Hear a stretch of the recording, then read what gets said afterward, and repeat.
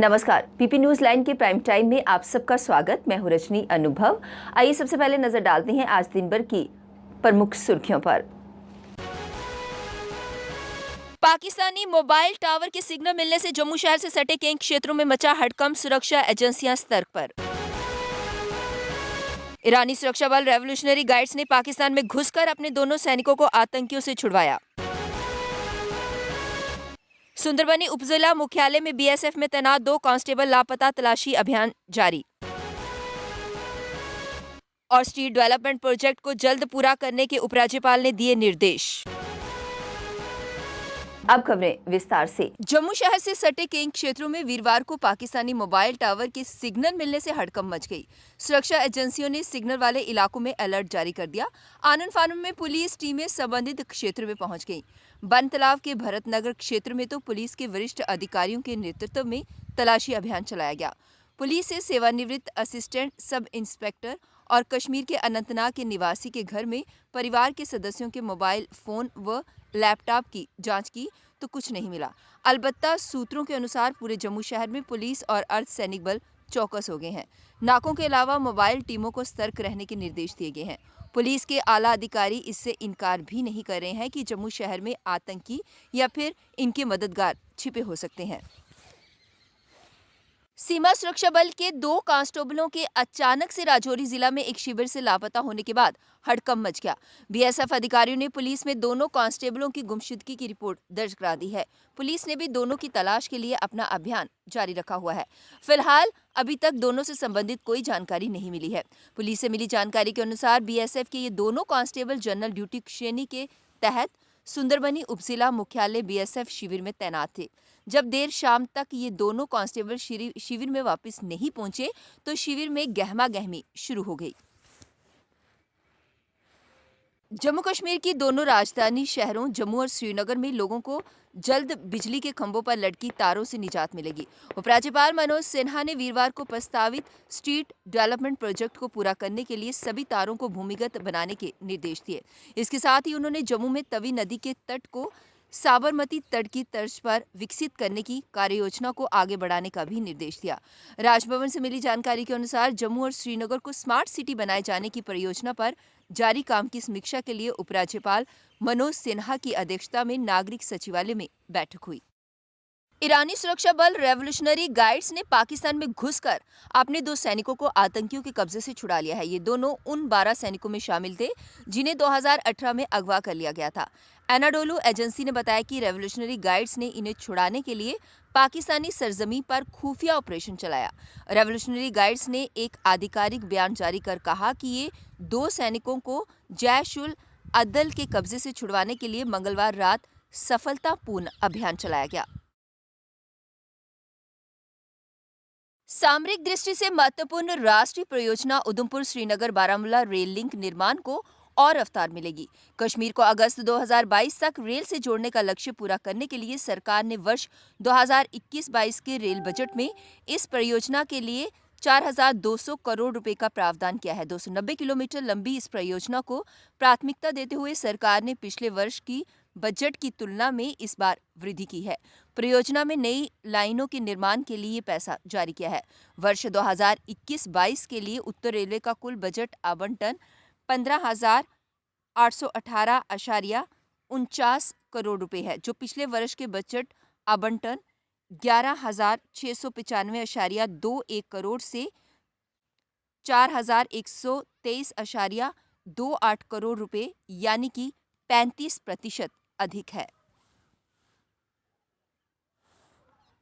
Jammu Kashmir high court की divisional bench ने डोगरा शौर्य की प्रतीक ऐतिहासिक मुबारक मंडी के जीर्णोद्वार कार्य पूरा होने में हो रहे विलंब पर सरकार से स्पष्टीकरण मांगा है। बेंच में सरकार को 1 महीने के भीतर इस कार्य को लगने वाले समय के साथ संभावित खर्च की रिपोर्ट पेश करने का निर्देश दिया है। हाईकोर्ट की डिविजनल बेंच में चीफ जस्टिस पंकज मित्तल व जस्टिस रजनीश ओसवाल ने ठाकुर छत्र सिंह की ओर से दायर जनहित याचिका की सुनवाई के दौरान ये निर्देश दिए। जनहित याचिका में मुबारक मंडी रॉयल डोगरा पैलेस के जीर्णोद्वार की मांग करते हुए कहा कि ये जम्मू की ऐतिहासिक धरोहर है और इसका तय समय में जीर्णोद्वार होने के साथ सारे रिकॉर्ड को डिजिटल करने की जरूरत है। पुलिस ने पुल मेन रोड पर नाके के दौरान स्कूटी सवार 2 युवाओं से 2290 नशीले कैप्सूल बरामद किए हैं। पुलिस ने दोनों के खिलाफ मामला दर्ज कर कार्यवाही शुरू कर दी है। अखनूर में ड्रग के खिलाफ मुहिम जारी रखते हुए पुलिस ने ओल्ड ब्रिज पर नाका चेकिंग के दौरान एक स्कूटी JKO 02 CE 8339 को रुकने का इशारा किया। वह जम्मू से अखनूर की ओर आ रही थी। चालक रोकने की बजाय रफ्तार तेज कर दी और भागने की कोशिश की, लेकिन पुलिस ने उन्हें दबोच लिया। पूछताछ के दौरान स्कूटी पर सवार अनमोल भट्ट निवासी लक्ष्मीपुरम चिनोर और नरेश कुमार निवासी कोट मैरा खोड़ से तलाशी के दौरान 2290 नशीले कैप्सूल बरामद हुए। पुलिस ने प्राथमिक जांच में पाया कि इसे बड़ी ब्राह्मणा से खरीदा गया है। पुलिस ने मामला दर्ज कर जांच शुरू कर दी है। जम्मू कश्मीर हैंडीकैप्ड एसोसिएशन द्वारा अपनी मांगों को लेकर शुरू की गई भूख हड़ताल आज भी जारी रही। जम्मू कश्मीर यूटी में डिसएबिलिटी एक्ट 2016 को लागू करने की मांग को लेकर जम्मू कश्मीर हैंडीकैप्ड एसोसिएशन के अध्यक्ष चौधरी कमल सिंह ने कहा कि जम्मू कश्मीर सरकार ने यूटी बनाने के बाद भी हैंडीकैप्ड लोगों को फायदा देने वाले कानूनों को लागू नहीं किया है, जिससे हैंडीकैप्ड लोगों को काफी परेशानियों का सामना करना पड़ता है। लिहाजा इस एक्ट को जल्द लागू किया जाए ताकि हैंडीकैप्ड लोगों को राहत मिल सके।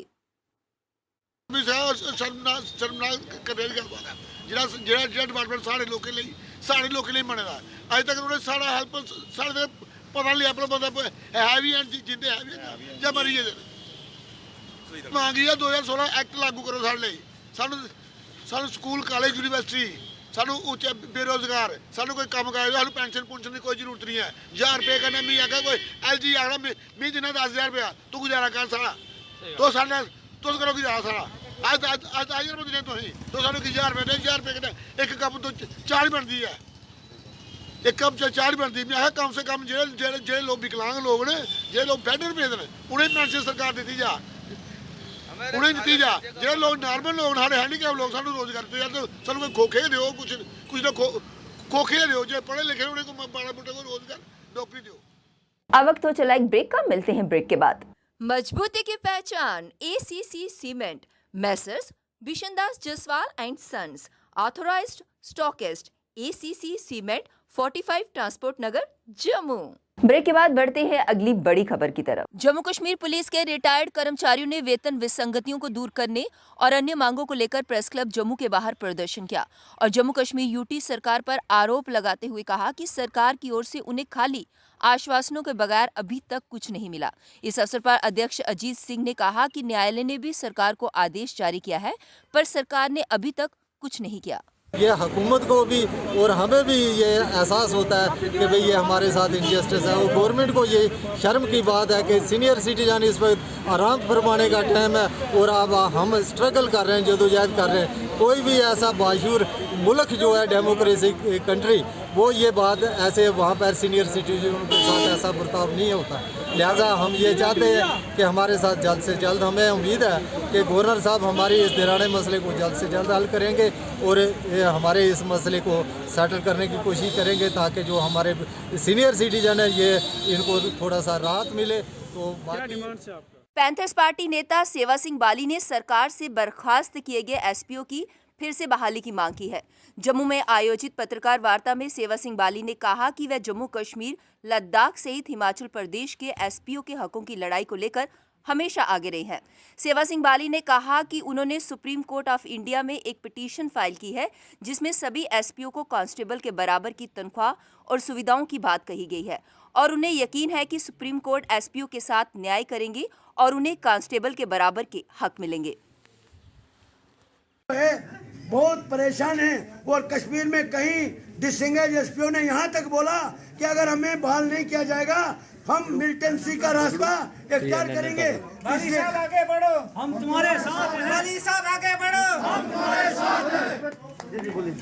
इसलिए हम ये डिमांड करते हैं, ये डिमांड तो नहीं है, अगर 10 साल 15 साल जिस इंसान ने महकमे को दिया उसको डिसएंगेज कर देंगे ना वो मजदूरी कर सकता है। और ये DG साहब के अपने हाथ में यानी उनकी पावर में, उनके अधिकार में अब क्या डिमांड करना चाहते हैं? हम डिमांड करना चाहते हैं कि जितने भी जम्मू कश्मीर के अंदर हमारे SPOs भाई और बहनें जिनको डिसएंगेज किया गया है उनको फौरी तौर पर रीएंगेज कर दिया जाए। CMO जम्मू की देखरेख में BN हॉस्पिटल तालाब तिल्लो में कोविड-19 वैक्सीन ड्राइव की शुरुआत की गई, जिसमें लोगों को सेहत के प्रति जागरूक किया गया और उन्हें मुफ्त दवाइयां भी वितरित की गई। कल से शुरू हो चुका है। तो यहाँ पे जो बेनिफिशियरी है वो 278 के बेनिफिशियरी हैं, प्लस हमारे जो अर्बन सेंटर्स हैं उनको भी हमने इसके साथ जुड़ा हुआ है ताकि ये साइट पे ये काम करता रहे।